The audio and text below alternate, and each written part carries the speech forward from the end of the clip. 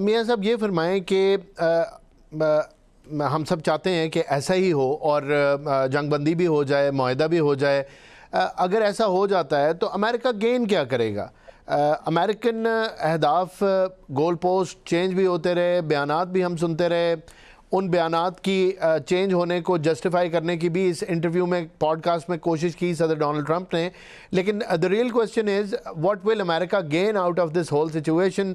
अगर इवेंचुअली आबनाए हुर्मुज़ ने खुलना है तो वो तो अमेरिकन अटैक से पहले भी खुली हुई थी, और अगर ईरान ने एनपीटी साइन की हुई है तो फिर उसने न्यूक्लियर वेपन नहीं बनाने थे, और पीसफुल पर्पसेस के लिए उसका बहुत रिलायंस है अपनी न्यूक्लियर प्रोग्राम के ऊपर। If Iran has to continue with it and under the guidance of IAEA, तो फिर अमेरिका ने क्या गेन किया? इस पर ज़रा कमेंट कर दें।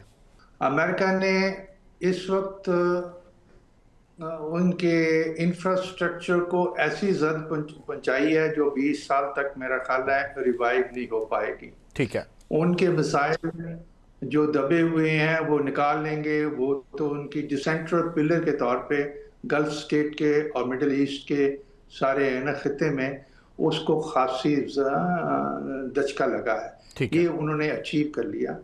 दूसरा, अगर से वो रजीम चेंज तो नहीं कर पाए, लेकिन उन्होंने रजीम की उस लीडरशिप को जो हार्डन थी, जो बहुत एक्सपीरियंस थी और जो ज़्यादा अपने मिशन में मिशनरी थी, उसको एलिमिनेट कर दिया।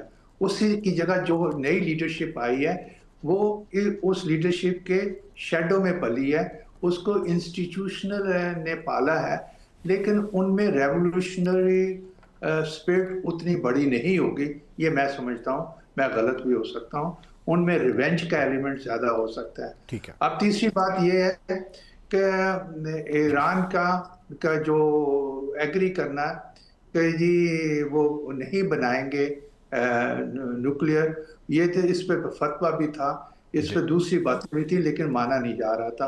अब पब्लिकली इन्होंने मान लिया, तो इसको एक बहुत बड़ा ड्रामाई अंदाज में पेश किया जाएगा कि अब कंफर्म्ड है जी, तो इस तरह इसको आगे पेश किया जाएगा। अब रही बातें इससे जुड़ी हुई जो हैं जी, वो तो अभी फैसले होने हैं।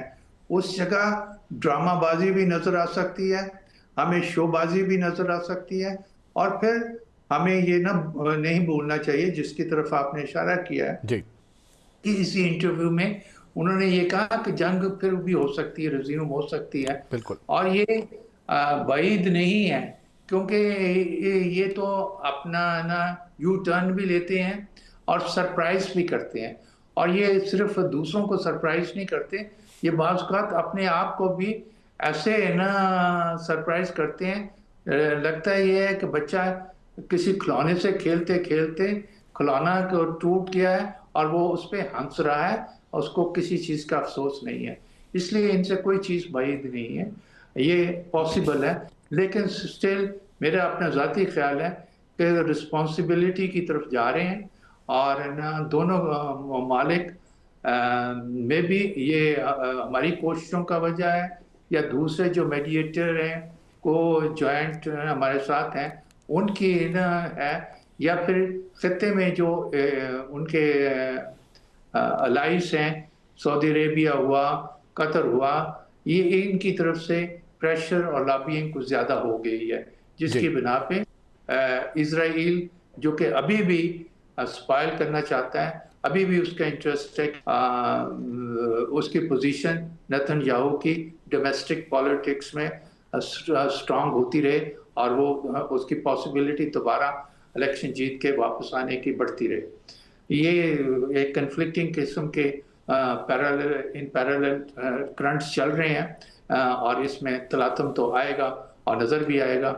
लेकिन जैसे मैंने पहले कहा, स्टोरी यही है कि जी एटलीस्ट पब्लिकली आप सपोर्ट कर रहे हैं ईरान के इस दावे को कि जी हाँ, ईरान एटमी हथियार नहीं बनाएगा।